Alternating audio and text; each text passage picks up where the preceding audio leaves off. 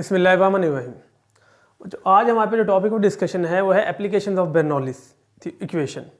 Last हमने Bernoulli's equation पढ़ी थी कि आपके पास जो फ्लोइंग फ्लूइड के लिए है वो P + 1/2 rho V square plus rho g h जो है वो रिमेन सेम रहता था। आज इसी को अप्लाई करके हम जो है फ्लोइंग फ्लूइड की यानी कि वो फ्लूइड जो है वो फ्लो कर रहा होगा, फ़र्ज़ करें आप कहते कोई टैंकी वगैरह है या लीकेज वगैरह हो गई है, वहाँ पे आपने फ्लूइड की स्पीड फाइंड करनी है, तो वो कौन सा फार्मूला लगेगा वो बर्नौलीज इक्वेशन के थ्रू हम निकालेंगे। इसमें हमने असल में साबित क्या करना है, इसमें हमने प्रूफ क्या करना है, हमने चीज़ निकालने को ये समझ लें। आप पास पानी का एक टैंक है, आप कह रहे पानी का टैंक भरा हुआ है, उसके पैंदे में कहीं सुराख हो गया। अब वहाँ से जो फ्लूइड फ्लो करेगा या जो फ्लूइड है या जो सब्सटेंस है वो आउट आएगा, फ्लोइंग आउट होगा, तो वो कितनी स्पीड के साथ होगा, हमने वो स्पीड मालूम करनी है। तो हमारे पास जो बेसिक पॉइंट आएगा, एक तो हमने उसकी स्पीड निकालनी है। अब वो कैसे निकालनी है उसको हम अप्लाई करने देख लेते हैं। पहले मैं आपको डायग्राम समझा दूँ, उसके बाद हम इसकी तरफ आते हैं।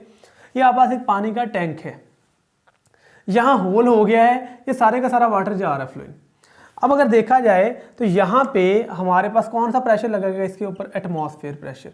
तो मैंने कहा है कि इस पोर्शन को हमने P1 का ना P1 यानी ये पॉइंट P1 है, ये पॉइंट P2 है। यहाँ पे प्रेशर P1 होगा, स्पीड जो है वो V1 होगी। यहाँ पे हमारे पास जो प्रेशर है वो P2 होगा और स्पीड की वैल्यू क्या होगी, V2 होगी हमारे पास। हमने कहा है कि यहाँ पे और यहाँ पे नहीं, टैंकी का ऊपर से ढक्कन वगैरह नहीं है, यहाँ पे आगे ऊपर जो प्रेशर लग रहा है वो कौन सा प्रेशर लग रहा है, एटमॉस्फेरिक प्रेशर।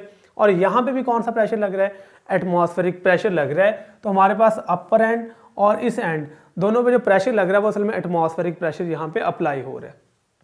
अब हमने यहाँ पे स्पीड फाइंड करनी। अगर देखा जाए तो ये जो है ये होल जो है हमारे पास वो कितनी इसकी हाइट है ज़मीन से ऊपर, वो H2 हाइट है। और ये जो पूरी की पूरी फ्लूइड की जो हाइट है वो ज़मीन से या इस पैंदे से कितनी है, H1 है। यानी आप कहते हैं टोटल हाइट 10 है और ये 2 है, तो ये बाकी कितनी बच जाएगी, 8। यानी 10 माइनस नीचे वाला, तो H1 माइनस H2, इसे हम H भी कहते हैं। तो ये वो वाली हाइट होगी जो कि असल में H हाइट किसकी है, ये फ्लूइड की है अबव द इस पॉइंट को हम किसका नाम देते हैं, असल में ओरिफाइस का नाम देते हैं। तो ये हमारे पास जो है सुराख है, ओरिफाइस जो है, इससे ऊपर जो वाटर की हाइट है वो H1 माइनस H2।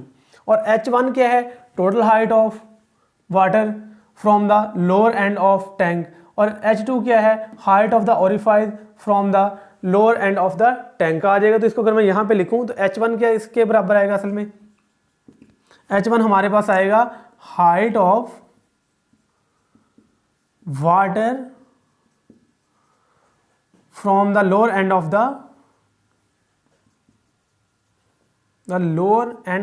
टैंक।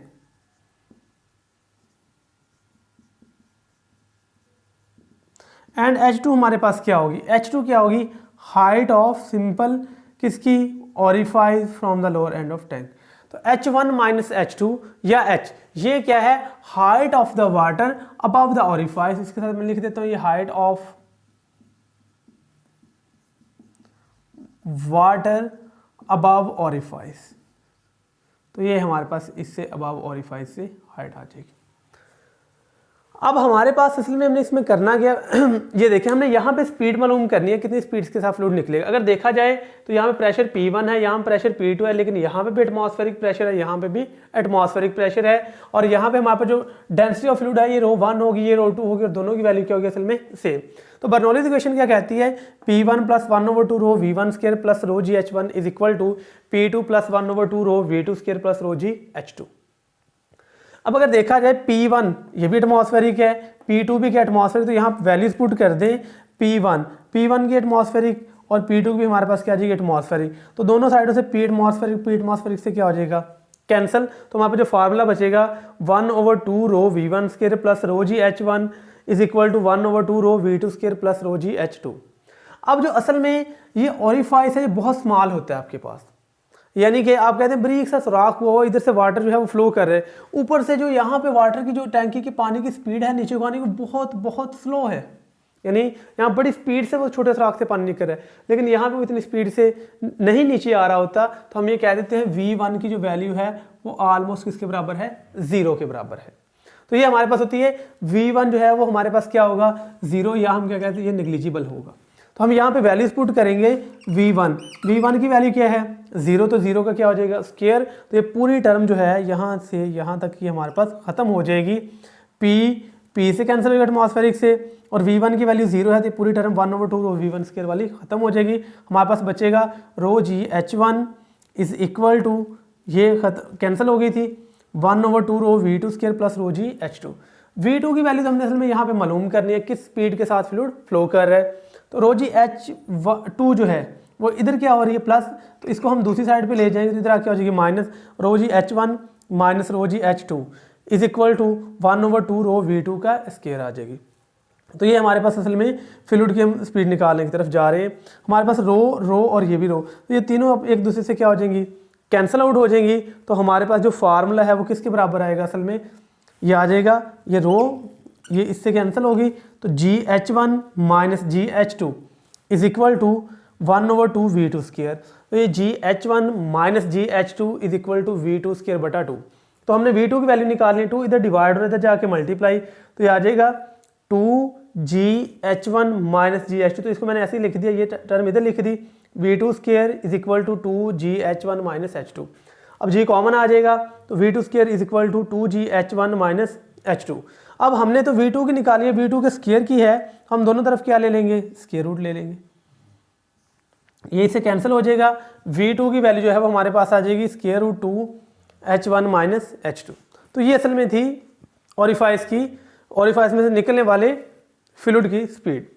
अब बच्चों देखना ये है कि हमारे पास बुक के अंदर ही लिखी है, कहते हैं ये स्पीड उतनी की ही है जितनी के आपके पास फ्रीली फॉलिंग बॉल की है, कितनी हाइट से गिरते हुए H1 माइनस H2। मैंने कहा इसको आप H भी हाइट कह सकते हैं, तो बेशक आप इसे फार्मूले को ऐसे लिख दें 2GH स्क्वायर रूट। अब ये देखें, अब वो कह रहा है कि आपके पास जितना फ्लूइड इससे ऊपर है, इस ओरिफाइस से जितना फ्लूइड ऊपर है, आप उस हाइट को G से मल्टीप्लाई कर दें, 2 ले साथ मल्टीप्लाई करके और स्क्वायर रूट ले लें, तो आपको स्पीड मिल जाएगी।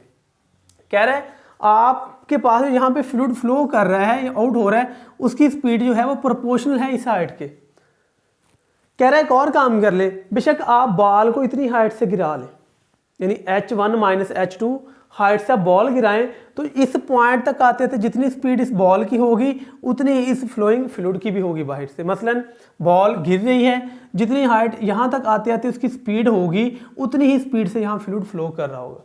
यानी कि हमारे पास फ्लूइड की फर्ज करें, यहाँ H1 माइनस H2 की वैल्यू है 4, तो हम यहाँ पे H4 पुट करेंगे तो यहाँ से कैलकुलेट कर लेंगे। कह रहा है आप ऐसे कह सकते हैं जैसे फ्रीली फॉलिंग बॉल जो है इतनी हाइट से गिर रही है, या जो फ्लूइड फ्लो कर रहा है वो डिपेंड करता है अपनी हाइट के डिफरेंस के ऊपर। इसके लिए इक्वेशन ड्राइव करते हैं। मैं कह रहा हूँ लेट्स सपोज हमारे पास फर्स्ट पॉइंट है, ये सेकंड पॉइंट है, तो हमने पढ़ा हुआ था कि हम अभी फ्रिक्शन को निगलेक्ट कर देते हैं। तो total energy at point 1 is equal to total energy at point 2, तो total energy 1 and 2, total energy potential plus kinetic, तो potential energy point 1 plus kinetic energy point 1 is equal to potential energy at point 2 plus kinetic energy at point 2। Potential energy का formula आ जाएगा mgh1 plus 1/2 v1 square, यहाँ पे आगे mgh2 plus 1/2 rho v2 का square. mm सबसे क्या हो जाएगा cancel, gh2 plus v1 square over 2 gh2 plus v2 square over 2 आ जाएगा। हमें पता है कि जब स्टार्टिंग पॉइंट, तो v1 यहाँ पे कितनी थी बॉल की 0, यहाँ पे 0 पुट कर देंगे, ये टर्म पूरी की पूरी ये वाली हमारे पास क्या हो जाएगी 0 ओवर स्क्वायर थी, हमारे पास कैंसिल आउट हो जाएगी। यहाँ से हमने m को कैंसिल आउट कर दिया था, ये याद रखना 0, तो ये पूरी टर्म क्या हो जाएगी खत्म हो जाएगी। जैसे ये टर्म खत्म होगी तो इधर GH2 इधर क्या हो रहा है प्लस, उधर जाके क्या हो जाएगा minus, GH1 minus GH2 is equal to V2 square over 2, 2 उधर जाके मल्टीप्लाई हो जाएगा, G इधर से कॉमन आ गया है तो 2 उधर जाके मल्टीप्लाई होगा, V2 square is equal to 2GH1 minus H2। तो यहाँ पे देखने को ये मिला है कि जितनी स्पीड इस फ्लो जो है फॉलिंग बॉल की है, कितनी हाइट से H1 माइनस H2 से, उतनी ही स्पीड से यहाँ से फ्लूइड जो है वो इस ओरिफाइस से बाहर निकल रहा है या बाहर आ गिर रहा है। इसका मतलब जितनी हाइट पर आप ज़्यादा करते जाएंगे, फ्लूइड की स्पीड यहाँ पे क्या होती जाएगी ज़्यादा, उतनी ही जो बॉल गिरने की स्पीड है वो भी क्या होती जाएगी ज़्यादा होती जाएगी। तो असल में अब इसकी डेफिनेशन की तरफ आते हैं। कहता है the speed of a flux. Flux असल में जो वर्ड है इसका मतलब क्या है, इसका जो लफ्जी मतलब होता है वो याद रखें कि ये फ्लोइंग आउट सबस्टांस के लिए यूज होता है। मसलन किसी सुराख से पानी जो निकलता है बाहर, उसके लिए हम वर्ड फ्लक्स का यूज करते हैं। तो इसके लिए मैं लफ्जी मतलब लिखता हूँ फ्लोइंग आउट ऑफ सबस्टांस, ये इसका लफ्जी मतलब होता है। कह रहे कि speed of flux is equal to, यानी कि flowing of a substance, fluid या वाटर, जो भी आप असल में यूज कर सकते हैं, is equal to the velocity gained by the fluid in falling through the distance h1 minus h2। वो यही कह रहा है कि आप चाहे इधर से फ्लोइंग फ्लूइड की स्पीड इस फार्मूले से निकाल लें या एक फॉलिंग फ्लूइड की यहाँ से स्पीड निकाल लें, तो बात क्या होगी असल में सेम होगी अंडर द ग्रेविटी। तो असल में किसके थ्रू हो रहा है ये काम? ग्रेविटी के थ्रू हो रहा है। तो ये असल में था हमारे पास टॉपिक कि बर्नौलीज इक्वेशन और इसका टॉरिसेलिस थ्योरम है, ये आप पास जो है वो स्पीड को फाइंड आउट करने के लिए इस्तेमाल होता है। अब लास्ट में एक बात लिखी है, ये हमारे पास एंड ए था, ये बी था। आपने अक्सर देखा होगा कि अगर आप यहाँ पे पानी डालेंगे तो पानी इस तरह से ऊपर की तरफ जाएगा, तो जितना लेवल इधर होगा बिल्कुल सेम लेवल इधर होगा, तब अगर हमारे पास फ्लूइड आइडियल होगा।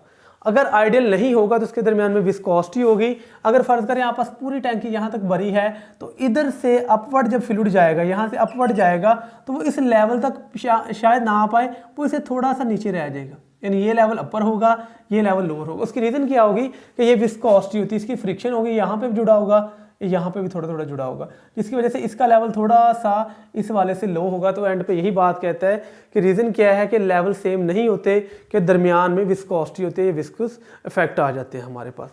तो ये हमारे पास आज का टॉपिक था, टॉरिसेलिस थ्योरम। इसमें हमने स्पीड फाइंड की, हमारे पास फार्मूला ड्राइव किए, एंड पे हमने ये बताया कि चाहे आप स्पीड ऐसे निकाल लें या एक बॉल जो है वो फ्रीली फॉल हो रही है उसकी निकालें, तो आंसर हमारे पास क्या आएगा? सेम आएगा। अगर आपको कोई कन्फ्यूजन है या इसमें कोई मसला है तो आप कमेंट कर सकते हैं, आपको उसका आंसर प्रोवाइड कर दिया जाएगा। तो मिलते हैं फिर एक नए लेक्चर के साथ, तब तक अल्लाह हाफिज़।